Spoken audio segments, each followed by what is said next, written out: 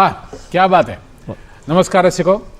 मैत्र हे तालसुरांचे या कार्यक्रमाच्या आजच्या भागामध्ये मी विघ्नेश जोशी तुम्हा सगळ्यांचं अगदी मनापासून स्वागत करतो.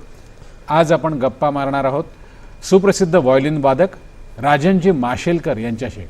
राजनजी, आमच्या मैत्र हे तालसुरांचे कार्यक्रमाच्या आजच्या भागामध्ये तुमचं अगदी मनापासून स्वागत करतो. धन्यवाद. तबला साथ करणारे यती भागवत, तुमचंही अगदी मनापासून स्वागत आहे. राजनजी, तुमच्या व्हायोलिन वादनाविषयी आपण बोलणारच आहोत, पण आम्हाला असं कळलं की व्हायोलिनकडे वळण्याआधी तुम्ही गोव्यामध्ये तबला वादक राजन माशेलकर म्हणून प्रसिद्ध होतात. तर हे खरं आहे? खरं आहे, बरोबर आहे. मग तो जरा थोडा प्रवास कसा होता त्याविषयी सांगा ना जरा. गोव्यात माझे वडील पंडित कृष्णा माशेलकर हे स्वतः उत्तम हार्मोनियम वादक होते आणि गायक होते. तर बाळपणापासून म्हणजे जन्मापासूनच हे संगीताचं वेड आणि बाळकडून मिळालं मला. त्यांच्या मांडीवर बसून ते जेव्हा गायचे तेव्हा मी सगळं त्यांचं अवलोकन करायचो. तर मला गाणं त्यांच्याकडनं मिळालं, हार्मोनियम पण त्यांच्याकडे शिकलो मी. तर त्यांना असं वाटलं की याच्या अंगामध्ये चांगली लय आहे, त्याला तबला शिकवावं. अच्छा. तर त्यांनी मला तबला वादनाचे धडे शिकवायला सुरुवात केली. यशवंत शेटे नावाचे आमचे गुरुजी यायचे, त्यांच्याकडे शिकायला. त्यात मी 10-12 वर्ष तबला, वयाच्या 3ऱ्या वर्षी मी तबला वादन म्हणजे रेडिओवरती केलं होतं, म्हणजे ठेका पकडला होता. तबला वादन टेबला वादन म्हणता येणार नाही, तर ते केलं होतं. आणि तबला वादन मी चांगलाच म्हणजे नाव मिळवलं होतं गोव्यामध्ये. संगीत स्पर्धामधलं मला बक्षिसं मिळायची. पहिल्या दुसऱ्या क्रमांकामध्ये आम्ही असायचो लोक. तर नंतर असं की 8वीमध्ये आम्हाला संगीत शिक्षण होतं शाळेमध्ये. अच्छा. तर तेव्हा संगीत घेतल्यानंतर आमचे नाना शिरगावकर हे तिकडे शिक्षक होते. ते मला तुला तर गाणं येतंय, पेटी पण येते, तुला अजून मी काय शिकवणार, तर तू एक काम कर, माझ्याकडे व्हायोलिन आहे इकडे, तुला मी सारेगम शिकवतो कशी वाजवायची ती, मग तू आमच्यावरती वाजवायला बस. असं म्हणून ते संगीताचं शिक्षण तिकडनं खरं व्हायोलिनचं सुरू झालं. मग 12वीमध्ये मला संगीत अकादमीची स्कॉलरशिप मिळाली व्हायोलिन शिकायला. अच्छा. पण त्या काही व्हायोलिन शिकवायला गोव्याला कोणच नव्हतं. बर. तर त्यांनी मला अशी अट घातली की तुला मुंबई किंवा मग कलकत्ता अशी नावं दिली की तिथं जाऊन तुला शिकावं लागेल, जिकडे चांगले गुरु आहेत. तर मी पद्मश्री पंडित डिकेदास माझे गुरुजी, त्यांच्याकडे मी त्यांचं व्हायोलिन मी ऐकलं होतं आणि मला ते खूप आवडलं होतं. तर त्यांच्याकडे शिकायची मी इच्छा प्रदर्शित केली. तर आम्ही मुंबईला आलो. मग त्यांनी सांगितलं की ठीक आहे, तुला मी शिकवीन, पण तू एक आता काय शिकलेलं आहेस तशी माझी पद्धत नाही. ते कटबोने आम्ही वाजवायचो आणि आता त्यांची गायकी पद्धत होती. तर तुला ते सगळं विसरावं लागेल. आणि हे घडत होतं वयाच्या 18व्या वर्षी, जेव्हा की एखादा कलाकार बाहेर परफॉर्मन्स सुरू करतो, तेव्हा मी सारेगम सुरू केली. आणि मला गुरुजींनी जवळजवळ 3 वर्ष, म्हणजे आपण म्हटलं ना गुरु आपली परीक्षा घेतो, 3 वर्ष फक्त ते मला सरगम शिकवल्या. अच्छा. स्कॉलरशिप होती 3 वर्षाकरता कला अकादमीची, की संपली. आणि मी काय वाजवतोय, सरगम. अरे बाप. तरी त्यांनी सर्टिफिकेट दिलं आणि कला अकादमीला कळवलं की तुम्ही या मुलाला अजून 2 वर्ष वाढवून द्या. आणि मग त्यांनी ते झाल्यानंतर मला यमन राग शिकवला, तो 1.5 वर्ष. अरे फक्त यमन 1.5 वर्ष, काही नाही बाकी. त्यांची शिकवण्याची पद्धत एक वेगळी होती. त्यांना आम्ही कधी कुठला प्रश्न कधी विचारला नाही, असं का आम्हाला हे शिकायचंय.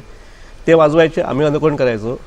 तो काळही तसा नव्हताच, गुरुला काहीतरी असा प्रश्न विचारायचा अजिबात. त्यांच्यावरती आम्ही श्रद्धा होती. आणि काय झालं, पहिल्या 2-3 महिन्यामध्ये आमचं संबंध असेल की गुरु नंतर ते वडील आणि मुलगा असे झाले आमचे. म्हणजे गमचा किस्सा म्हणजे वडील जेव्हा आमच्या आले 5-6 महिन्यानंतर त्यांना भेटायला परत की कसं चाललंय, तर लक्ष ठेवा सुरू आहे. आता ते म्हणाले त्याच्यावर त्याचा आम्ही लक्ष ठेवत नाही, आता तोच आमच्यावर लक्ष ठेवतो. म्हणजे वेगळ्या अर्थाने आमची काळजी घेतो, बरोबर या अर्थाने. तर गुरु चांगला मिळणं हे फार महत्वाचं असतं. आणि आमच्या नशिबाने चांगले गुरु, कारण व्हायोलिनमध्ये खूप वाजवणारे आहेत कडबोने, पण दातारांची वाजवण्याची पद्धत जी आहे, गायकी, खरी गायकी. आपण वाद्यकार वाजवतो म्हणजे काय, शेवटी गाणं वाजवतो, बरोबर. तर गाणं आपण वाजवतो म्हणजे गाणं जसं चालतं तसं आपण व्हायोलिन ते वाजलं पाहिजे. मी माझं व्हायोलिन हे हार्मोनियम सारखं वाजवतो की माझं व्हायोलिन सारंगी सारखं वाजतो, असं करायची काही गरज नाही. बरोबर. माझं व्हायोलिन हे व्हायोलिन सारखं वाजवलं पाहिजे. आणि त्यांनी त्यांच्या काळात जेव्हा त्यांना काहीच समोर नव्हतं, आम्हाला कसं गुरुकडनं मिळालं, पण तेव्हा त्यांनी म्हणजे रविशंकरजी, अल्लार खा ह्यासारखे दिग्गज लोक होते, त्यांच्याकडे सगळ्या त्यांनी गोष्टी घेतल्या. अच्छा. गायक होते, त्यांच्याकडे त्यांनी कसं वाजलं पाहिजे आपलं वादन हे त्यांनी अनुकरण केलं. आणि त्याच्यात त्यांनी त्यांची स्वतःची शैली तयार केली. त्याला आपण दातार शैली असं म्हणायला हरकत नाही. आता राजनजी, तुम्ही म्हणालात की कट बो आणि दातार गुरुजींची शैली वेगळी, तर जरा थोडंसं म्हणजे जी मुलं आता नव्याने व्हायोलिन वादन काय म्हणून आपण शिकायला सुरुवात केली असेल, बरोबर, तर त्यांना जरा समजावं म्हणून काय तो फरक काय असतो तो जरा सांगा ना. म्हणजे गोव्यामध्ये तुम्ही आधी कसं वाजवत होतात आणि गुरुजींकडे आल्यावर त्यामध्ये तुम्हाला काय बदल करावा लागला? खरं सांगायचं, पूर्वीचं जे काय होतं ना ते आता काय वाजत नाहीये. आणि ते गेलं म्हणजे हे आल्यामुळे त्याचं आपोआप ते संपलं. तरी पण मी सांगतो कटबो काय असतो आणि गायकी अंग कशी वाजतो, जरा थोडंसं प्रात्यक्षिक. येस. आता कटबो मध्ये त्या यमन जर असेल तर आता हीच गायकी पद्धत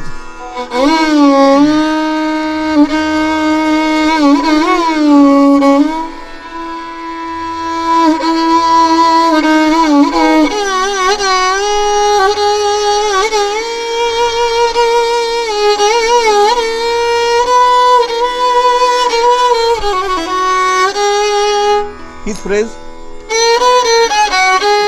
अशी कटबोमध्ये वाजते आणि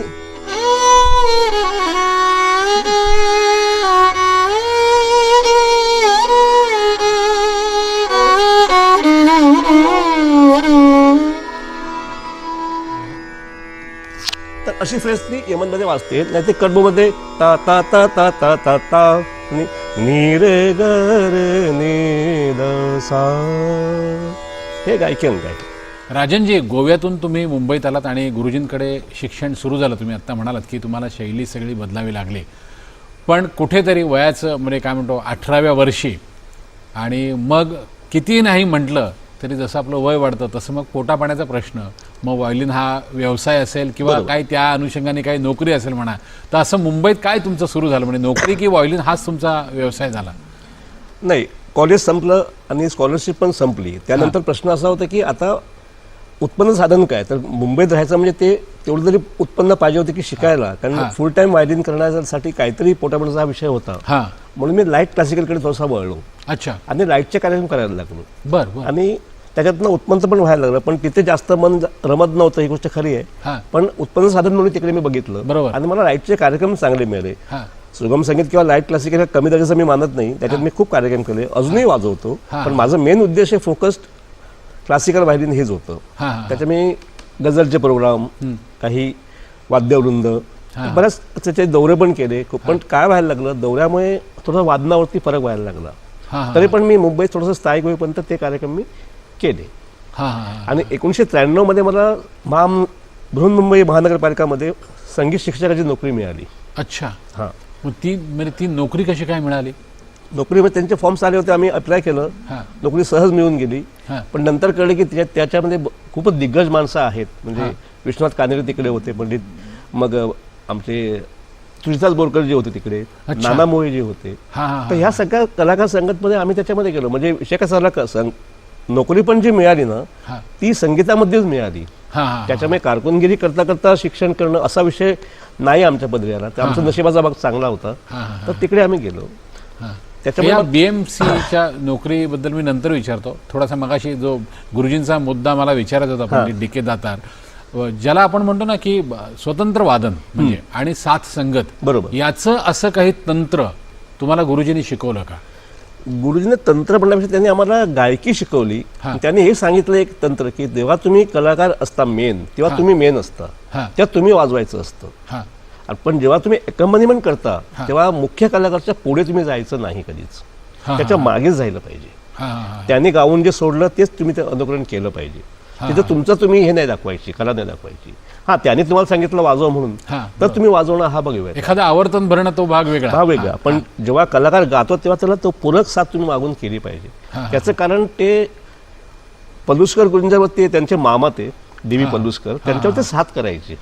त्यांनी सांगितलं की अशी साथ असते, अशी साथ केली पाहिजे. मग ते त्यांना सांगायचे वाजव असं म्हणायचे त्याचा, ते मग ते वाजवायचे मध्ये जे काज. पण साथ करताना कुठेही गायकाच्या पुढे जायचं नाही, हे मात्र त्यांना आम्हाला नक्की सांगितलं. सावलीसारखं राहता आलं पाहिजे गायकाच्या, असं काहीतरी थोडंसं गुरुजींचं म्हणून काय म्हणतो आपण भावलेलं, किंवा एखादा प्रसंग तुमच्या लक्षात राहिला असेल, किंवा तालमीतला एखादा प्रसंग लक्षात राहिला असेल, किंवा त्याच्यानंतरचं सादरीकरण थोडंसं दाखवा ना काहीतरी. खूप प्रसंग आहेत, पण काही प्रसंग त्यांचे शिक्षण पद्धतीची होती वेगळीच होती. म्हणजे मला ते कार्यक्रमाला घेऊन जायचे. अच्छा. तर आम्ही एकदा सेंट जेवियर कॉलेजमध्ये कार्यक्रम ऐकायला गेलो होतो. तर नाव घेत नाही, मोठ्या कलाकाराचं सतारवादन चालू होतं आणि त्याला तबला साथ करणारे पण मोठे कलाकार होते. तर आलाप जोड झाला सगळं झालं, गत झाली आणि आता झाला सुरू होणार. तर झाला म्हटलं ती आम्हाला पण उत्साह होते, आता छान काय वाजवतील, मजा येईल. पण चल आपण चहा पिऊन येऊया, म्हणून ते मला कॅन्टीनला घेऊन गेलो. मी पण थोडा असं झालं की यांनी आता मला एकदम चहा प्यायला काय घेऊन गेले. तर तिकडे आम्ही होतो, तिकडे अभ्यंकर सर आले, सतार वाजवणारे. ते म्हणाले काय तुम्ही इकडे कसं काय, आता तर तिकडे खरी मजा आहे. तर ते म्हणाले ती मजा ह्याने ऐकू नये म्हणून याला इकडे आणलंय. तर ह्याचं कारण मला तेव्हा कळलं नाही, पण नुसतं मी त्यांना विचारलं की तुम्ही असं काल का म्हणालात, मला कळलं नाही. काय म्हणाला, हे जे चालतं शेवटचं 5 मिनिटं द्रुत लयीत, त्याला टाळ्या मिळतात. त्या नवीन वादकांना असं वाटतं की हे वाजवलं की आपल्याला टाळ्या मिळतील. गुरुनी आम्हाला काय ऐकू नये आणि काय ऐकावं हे सगळं सांगितलं. सगळ्यांचं ऐकायचं असतं. प्रत्येक गायकामध्ये काहीतरी चांगला गुण असतो आणि चांगले गुण नसले तर काय वाईट आणि कसं वाजू नये याचं पण शिक्षण त्याने आम्हाला दिलं. काय करावं आणि काय करू नये मैफिलीमध्ये, असं ते शिक्षण होतं. थोडंसं काहीतरी दातार गुरुजींसाठी काही त्यांची खासियत असेल किंवा त्यांची एखादी रचना असेल, जरा एक बागेसाहेबला तराणा वाजवतो. जरूर जरूर.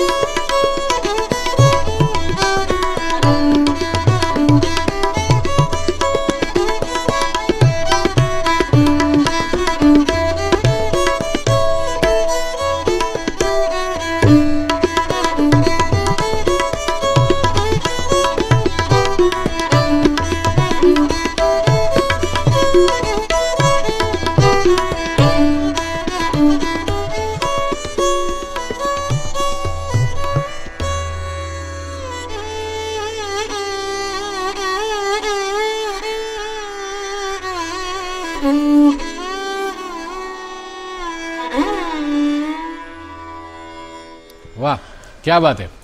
राजनजी, आत्ता बोलताना म्हणजे BMC मधली नोकरी आणि तिथे जे तुमच्याबरोबर नोकरी करणारे होते, म्हणजे पंडित नाना मोळे होते, पंडित विश्वनाथ कानेरे होते, मला वाटतं पंडित तुळशीदास बोरकर सुद्धा तुम्ही नाव घेतलं. एक सहज असा प्रश्न विचारावा वाटतो, म्हणजे ही 3 नावं आपल्या सगळ्यांनाच गुरुस्थानी आहेत.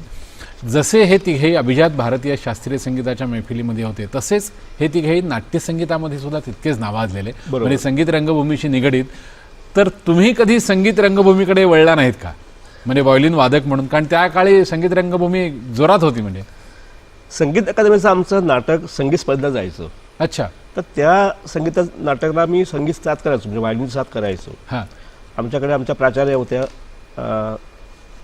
दादरकरबाई, हां हां. त्यांचे मिस्टर गोखले सर, म्हणजे ज्यांचे आपण नाटक शुभदा दादरकर आणि श्रीकांत दादरकर. हां, आणि त्यांचे त्यांचे वडील वडील म्हणजे विद्याधर गोखले. विद्याधर गोखले. हां त्यांनी मला असं म्हटलं की या आमच्याकडे एकदा, आमच्याकडे या वाजवायला. हां. पण तेव्हा असा विषय होता की नाटकाचे दौरे असायचे, म्हणजे 10 दिवस 15 दिवस दौरे व्हायचे. पण गुरुजींनी असं म्हटलं मला की तुझे दौरे होणार, मग तुझ्या शिक्षणात खंड पडणार, म्हणून मग ते मी थोडंसं टाळलं.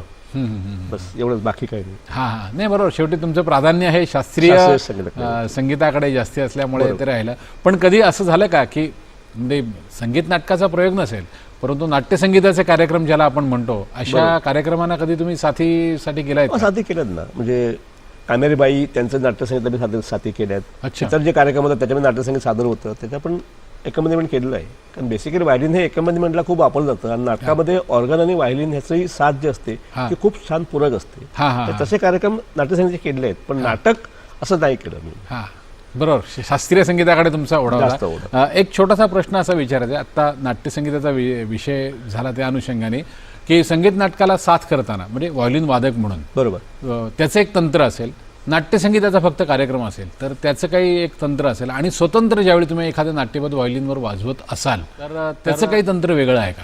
नाट्यसंगीताचा कार्यक्रम असेल ना, तर प्रत्येकाचं गाणं हे आपल्याला माहीत असतं, ते लागोपाठ होतं. हां. तर तेव्हा आपल्याला ट्युनिंग करायला वेळ मिळतो. हां हां. पण नाटक जेव्हा चालू असतं तेव्हा प्रत्येक गायकाचा सूर हे वेगवेगळे असतात, ते तुम्हाला ट्युनिंग करावं लागतं. तर त्यांच्या स्केल ट्यून करताना वाढणं थोडंसं शॉर्टफॉल येतो, त्याच्यामुळे वादनामध्ये तुमचं थोडंसं बंधन कधी कधी येऊ शकतं. अच्छा. पण जेव्हा तुम्ही सोलो वाजवता नाट्यसंगीत, तेव्हा तुम्ही तुमच्या स्वरामध्ये ट्यून केलेलं असतं, तेव्हा तुम्ही तुमचे बादशाह असतात, तुम्ही त्याच्यामध्ये तुमच्या हिशोबाने वाजू शकता. बरं, एक छोटासा प्रश्न, आता तुम्ही ट्युनिंगचा वगैरे विषय निघाला म्हणून सहज मी आपलं एक ऑब्झर्वेशन आहे माझं, की आता तुम्ही तुमच्याकडे 4 वेगवेगळे बो आहेत, म्हणजे बरोबर. हां, तर याचं कारण काय? असं काही आहे रागानुसार किंवा त्या प्रेशरनुसार असं काही त्याचं आहे कारण? बोचं वेट असतं, हां, लो वेट, मिडियम वेट आणि हेवी वेट. हां. हेवी म्हणजे थोडंसं वजनदार बो असतो, त्याला तुम्हाला लॉंग नोट्स वाजवायला ते चांगले पडतात. जेव्हा आम्ही क्लासिकलच्या आलापी करतो तेव्हा आम्ही तो बो वापरतो. अच्छा. आणि लाईट तुम्हाला फास्ट वाजवायला बरा पडतो. मीडियम हा दोन्ही कामाला येतो. त्याच्यामुळे हे वेगवेगळे बो असतात. बरोबर. बस. आणि अजून एक छोटासा प्रश्न त्या अनुषंगाने, म्हणजे तुम्ही आता वजनाचा उल्लेख केलात म्हणून, ते कशापासून बनलेलं असतं म्हणजे हे सगळं? हा बो जो आहे हा लाकडीच असतो, पण याचे हेअर जे असतात वरती हे घोड्याचे आळ्यापासून बनवलेले असतात. अच्छा. हां, तर ते काही वेळा नायलॉनचे पण असतात इंडियनमध्ये, पण जे ओरिजिनल असतात ते घोड्याचे केस असतात. अच्छा. त्याचा तो एक उंचका मिळतो, त्याचा तो लावला गेलेला असतो. त्याच्यामुळे तुम्हाला परफॉर्मन्सला तुम्हाला चांगला टोन मिळतो. आणि ह्या बोचा जो शेप असतो हा शॉर्ट शेप असतो, म्हणजे असं बघितलं तुम्हाला असं तो तो वाजवायला तुम्हाला त्याप्रमाणे त्याची क्वालिटी असते. आणि ह्या बो म्हणजे वेगवेगळ्या क्वालिटीचे प्रो असतात, त्याची किंमती पण त्याप्रमाणे असतात. हो. अच्छा. बरोबर. आता आपला नाट्यसंगीताचा विषय झाला, एखादा काही नाट्यपद वाजवाल का? अगदी झलक वाजवलं तरी चालेल. प्रयत्न करतो. चालेल.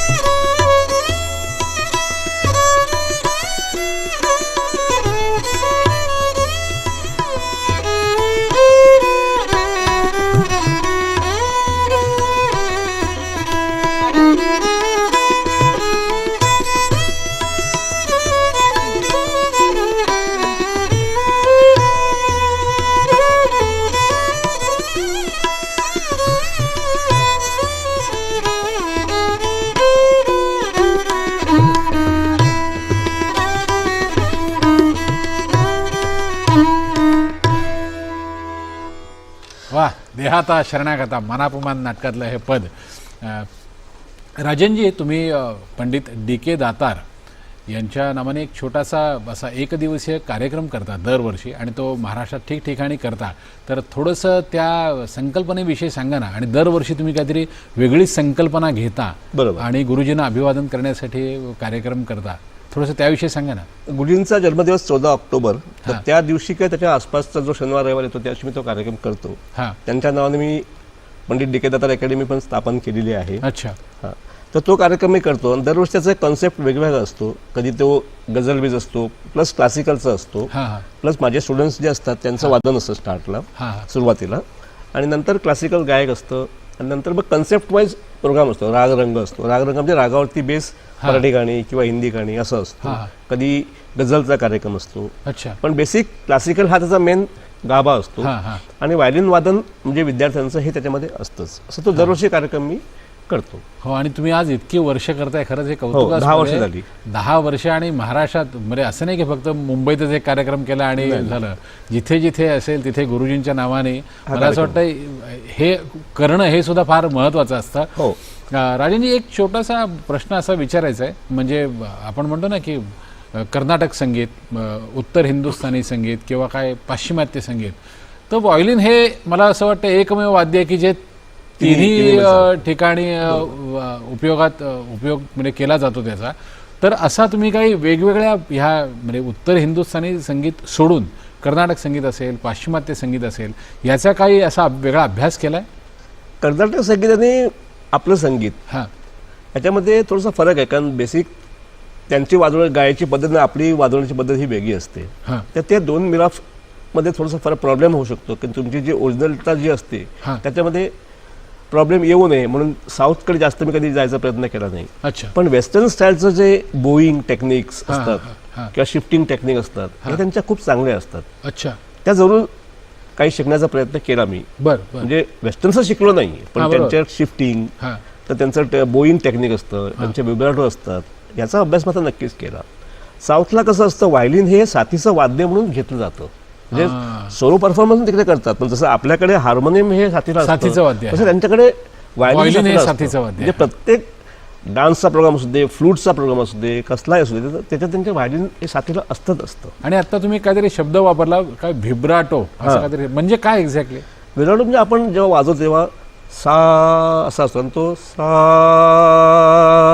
रा रा हा जो कंप असतो हां. त्याला आम्ही विब्राटो म्हणतो. तो अच्छा. किती प्रमाणात द्यायचा असतो तुमच्या डोक्यात जी काही फ्रेज असते किंवा तुमच्या ज्या काही भावना असतात त्याच्याप्रमाणे आपण ते वापरतो. पण हा सगळा पाश्चिमात्य शैलीचा भाग आहे. विब्राटो हा थोडासा पाश्चिमात्य शैलीचा जास्त थोडंसं भाग असं वाजून दाखवा ना, म्हणजे एक्झॅक्टली ते कसं वाजतं ते बघायचं. आहे. आता जेव्हा आपण क्लासिकल वाजवतो किंवा आपण सिंपल वाजवतो तेव्हा असं वाजवतो, तर ही फ्रेज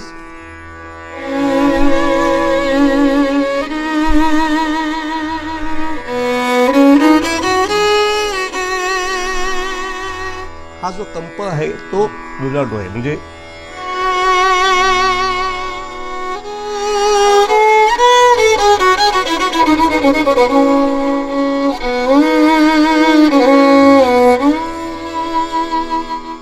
राजनजी, आत्ता आपला बोलण्याचा विषय होता उत्तर हिंदुस्थानी आणि कर्नाटक संगीत.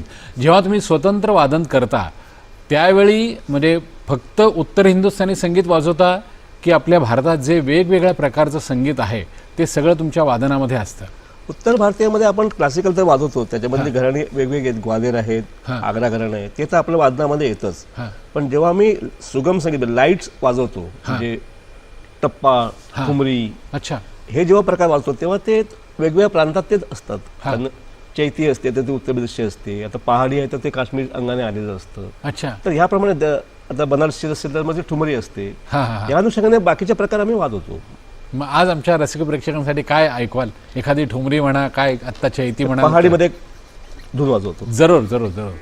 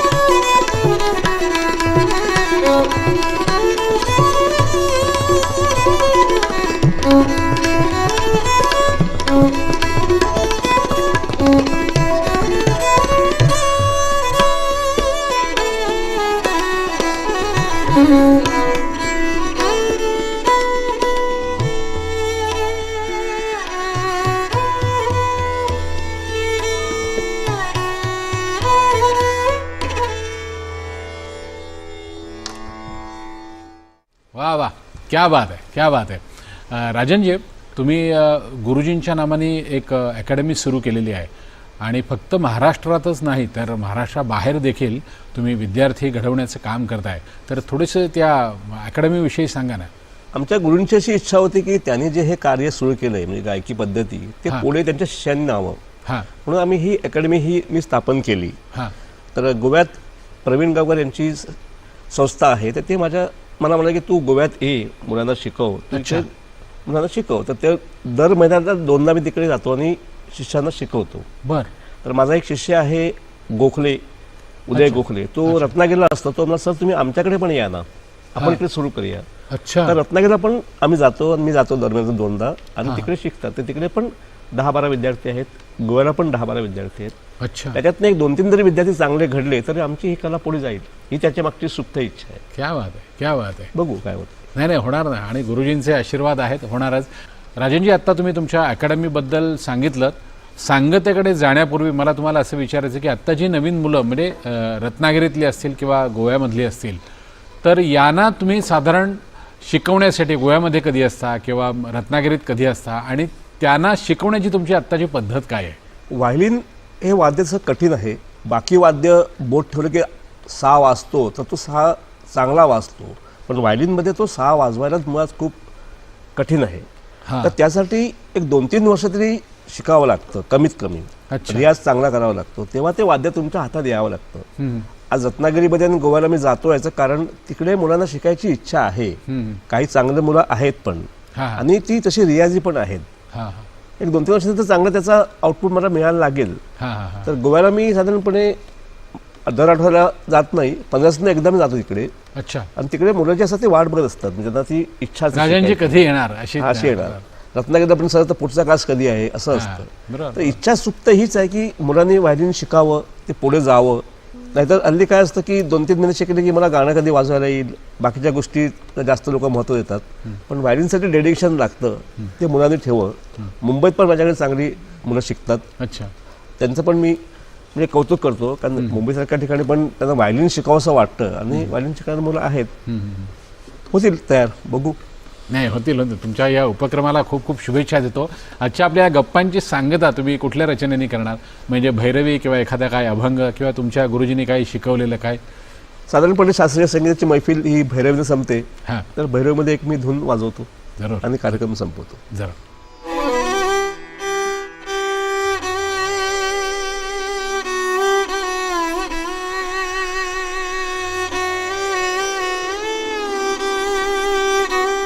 Mm-hmm.